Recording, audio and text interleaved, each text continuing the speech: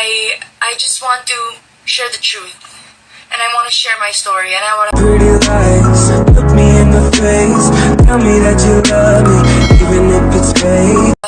Been so used to being a voice for others, always encouraging others to fight for their dreams and to empower themselves. But these past few days have been hard to take that advice for myself.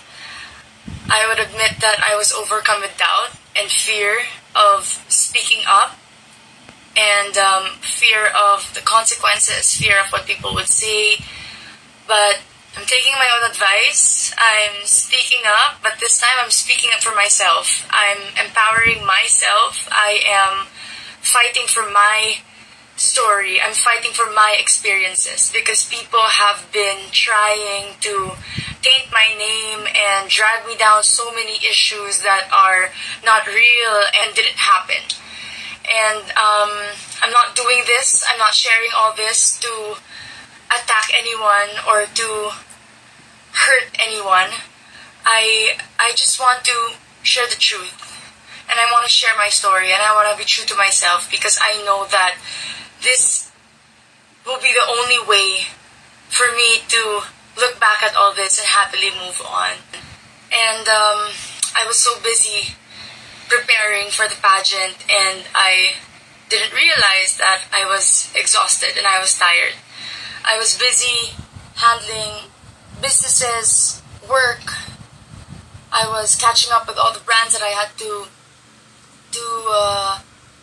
work with, and I was also busy with my preparations in the pageant, and everything just became too overwhelming that I didn't even realize. So that day I woke up, and as I took my first steps, I passed out and I collapsed.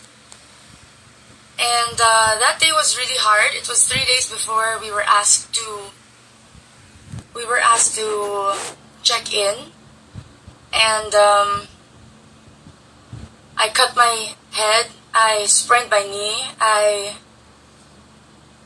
broke my toe, and it was all very challenging, because as a beauty queen you have to walk in high heels, you have to look your best, your face has to be presentable at all times, and it was depressing for me. It was devastating for me. I spent the whole day in bed. I didn't know what to do. I decided to do my rehab at home and to do whatever I could at home. I sought professional help, and so come our check-in day, I was able to walk, and I was able to act like nothing happened. More than the pain and more than the struggle all throughout these past few weeks, it was more of the schedule that we had to really keep up with, that gave me so much pressure, and that gave me so much that was difficult for me to keep up with. I was prepared to do things on my own, but I wasn't prepared for schedules being so delayed. Days we weren't able to eat because of our schedules, because of the hectic schedules that we had to really keep up with. There were days that we were kept in our rooms not knowing why, and we were just there in our rooms, and those little things all built up at the end. All the anxiety, all the pressure, the exhaustion, it was a lot to handle. We continued on to our activities, and we had the best night of my journey as a candidate, and I had my best memory getting to bond with all the girls, getting to spend time with them, because we weren't able to due to pandemic protocols, and we were able to bond that night. I got a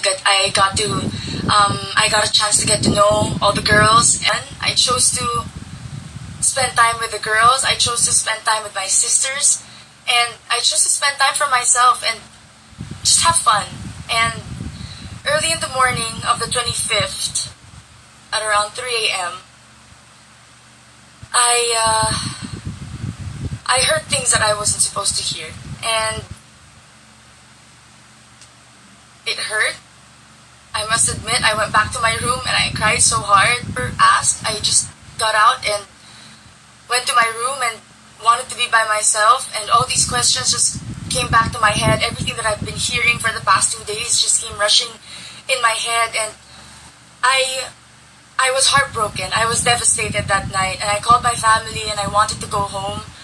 My car was waiting outside, and I could have gone home, but they told me to think about it, that whatever I decide, they're supporting me 100%. And they told me to pray. And after that, I took their advice, and I slept on it. I woke up the next day and I wasn't feeling too well. But one candidate told me, because I wanted to go home so bad, and one candidate told me and asked me, "What's your purpose?" And that made me realize why I was there. It made me realize that I was there because I had a purpose, and that was to glorify God. I had a purpose, and that was to empower myself so that I can empower other people. And I held true to that until the very end. I put on my makeup, I stood up, I got dressed, I smiled, I looked pretty, and went down deliberately when it was already long gown. And top 16 was already walking for their long gown. And I knew that not so long we would crown the winner and everything would be over and I would be able to go home. And so I went down, and for one last time I told myself to smile for the show, for the cameras.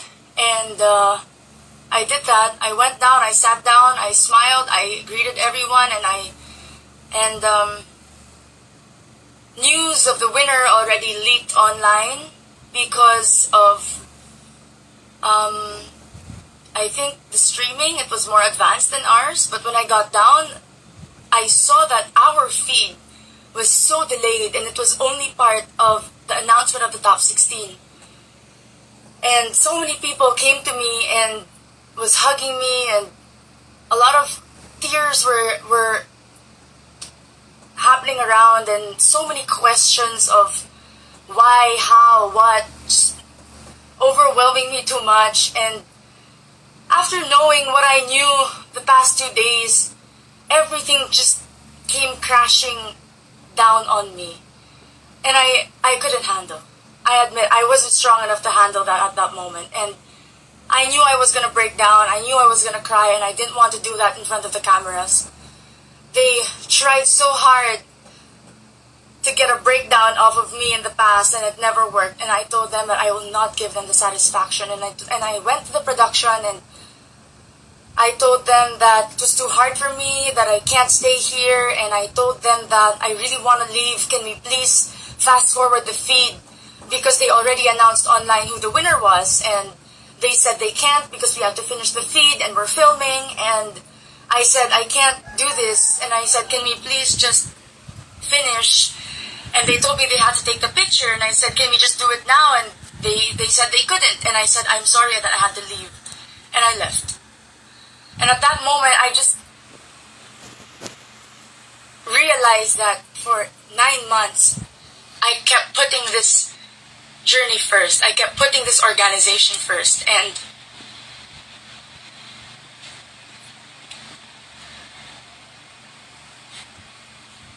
it was my time to put myself first. And so I did. And I went to my room, I got the remaining of my bags. I sent a message to Mama Jonas Scaffold, and I told him my reason. I told him that I was leaving, and I told him everything. And so he said okay, and he said he was worried about what social media and what everybody would think, and I told him to not worry, and I would handle everything.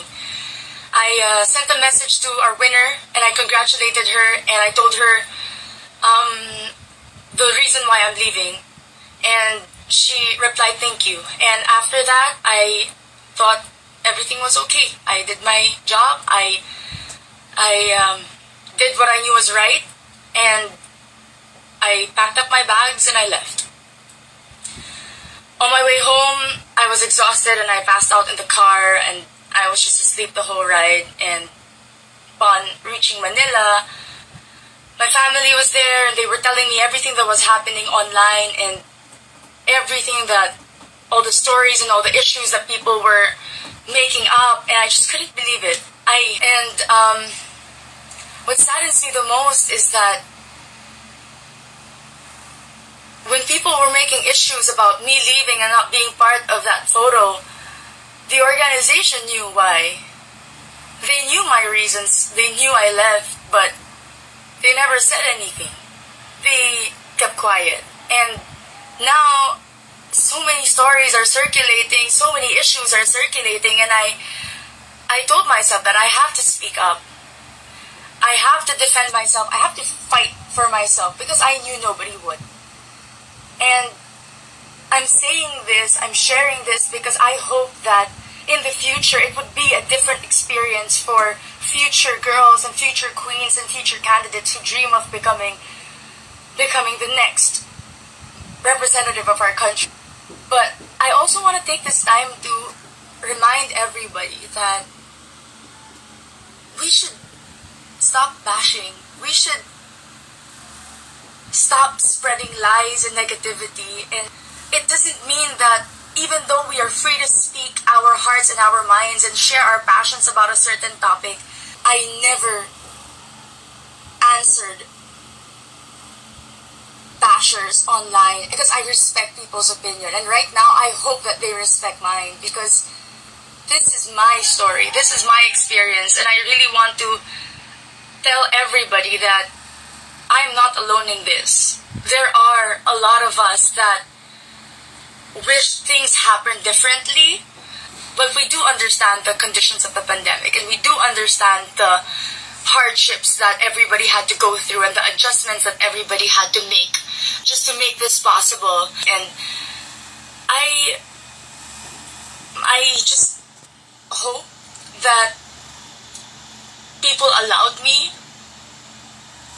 to accept my fate and my destiny in my own terms. And I just hope that there were things that I shouldn't have heard. I hope that I never heard them, because accepting failure is one thing, but for it to be mixed up with so much doubt and so much uncertainty towards myself as a human being, as a woman, that was something that I needed time to process and I needed time to accept.